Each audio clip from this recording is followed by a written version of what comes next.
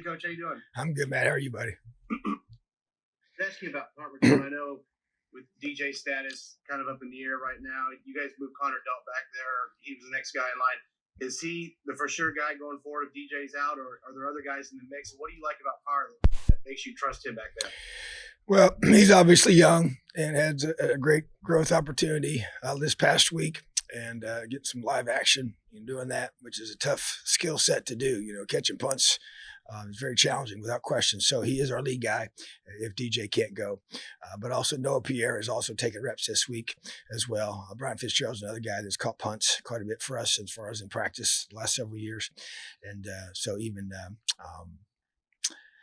Jalen Williams would be the next guy as well. So we've had several guys back there this week to be able to allow us to have some answers if we need that. But I do believe in Connor, and he has a really strong level of courage back there. Obviously, he just needs to always make great decisions. But the best way to learn that is having that experience, which he now has. I wanted to go back to something you said. I think last week we talked to you about Caleb Murphy, and you said you just in the process of recruiting him, talked to a few different people about him. I was curious if you talked to Philip Bozeman, his high school coach, and obviously I think just the story of Coach Bozeman has kind of been spread around. But if you had any chance to kind of talk to him in the process of recruiting Caleb, what he said about Caleb, and just kind of that part of the process. Absolutely, we did. We know we tragically lost him during Caleb's senior season, but before that, they came to team camp, and that's really where I had the best opportunity to really spend time with them. And we always interact with the coaches when we recruit a player. We always talk to them and find out as much as we can about that individual and his family and how they have interacted with him and how he feels about that person. And so, I mean, he just, as you would imagine, loved Caleb, raved about him. This is when he was in team camp. That would have been prior to us offering him. And so he was really, and he wasn't trying to sell him, he was just being real about who he was. And I tell you, the thing that kind of stuck out even to Coach Bozeman was just, his, when he wanted to wrestle and they didn't have a wrestling team. And so he started one, which is kind of unusual, and kind of got it all organized and found somebody to coach him and did well. I had all the chance to get in the advance in the state tournament, which is just crazy to think about, somebody that hadn't really wrestled much and didn't have any of those resources or support, but just kind of shows his grit, his toughness. His coach just loved him as a man, his character, everything we're seeing, cares so much, team guy, played both positions or both sides of the ball in high school on the offensive line, defensive line, and just believed in him, loved his family, knew if we brought him, we would not regret it. And so he believed in Caleb. He loved him immensely, and it was very mutual. And I know it was really tough to lose him like we did. So, but yeah, very much what you would expect his high school coach to say. He knew him better than we did at the time, but everything he said came to be true. Dustin and Jack.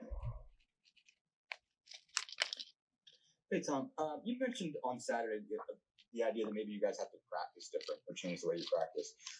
What did you mean by that? Have you changed anything this week? And if so, what and why? Yeah, just, we haven't started fast enough and strong enough. So tried to do some things to do that, to help correct that. Didn't obviously work. So did some more things. And so basically this past week, just really, once we got ourselves stretched and physically warmed up to practice, we would go right into some type of competition, either offense versus defense, which we don't do a lot of during the season. It's mostly versus scouts. We did that. We added that, as well as even one-on-one work, some pod work, running backs versus linebackers, receivers, DBs, O-line versus D-line, and segmented, controlled, but competition, best on best, good on good, right away, right to start a practice. I did something like that again today in practice. So we've done something every single day, just trying to, as soon as we got our bodies warmed up, go out and compete to get things playing at a high level to make sure we're locked in, focused, and it's got to be all three phases. That's the thing. It's been different phases that hasn't been as focused in the beginning, and we got to be able to play strong in the first quarter. That's the goal this week. Jackson, Seth.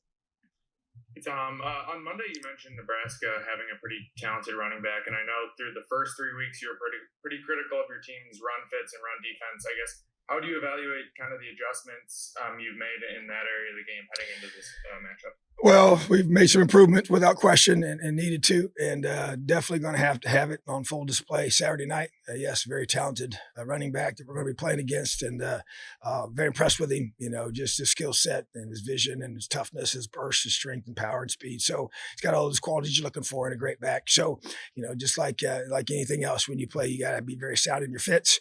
You got to tackle extremely well. Guys got to be at all three levels up front and at the linebacker position, and in the secondary. Everybody's got to work together and play our style of defense, which is, very, very much clearly what we want to be able to do is to attack. So that to me, we play a great running back like we're going to play against, and we play a bunch of them in this league, which is an awesome thing for us, an awesome challenge because he's very gifted. So definitely, it's going to take all 11 guys on the field to get the job done. Seth and Tyler. Tom, as you've gone through this week and watched a lot more film on Nebraska, I'm wondering have you seen anything specific that they're doing differently since the coaching change? Well, there's only been one game since that, to be able to evaluate it on. So it's kind of hard to tell. Obviously, they were off this past week. So didn't notice anything significant, no, from the week before till the last one. You would expect with the bye week for a chance for some more of those changes to have taken place. So, and then that type of situation. So we're definitely preparing for all possibilities in all three phases. Tyler. Hey, Coach. Hope you're doing well. Doing I was great. curious about Josh Henderson. I guess how would you just describe him, and is there any kind of moments that just stick out in your mind that speak to who he is? Well, I think, and I've talked about him several times, but I think just his quiet confidence. I love the way he handles his business every day. That really sticks out to me. He doesn't say a whole lot, works extremely hard. Our strength staff loves him. They did from the very beginning. And it was obvious that he's a high character guy that believes in himself. Wasn't the starter, right away. Got more carries as he proved himself in games. And now we consider ourselves having two guys that are equally as effective. So to me, I just love his work ethic, his toughness. And then from a football perspective, does a really good job of reading the holes and his keys that he has in the run game, and then being able to be evasive, hard to tackle at times and able to have a good burst. And so and I love the fact that he can block and catch balls as well as run well. So complete guy, complete back, and really excited to have him on our team. All right. Thanks, Tom. Awesome. Have a great day. Leo.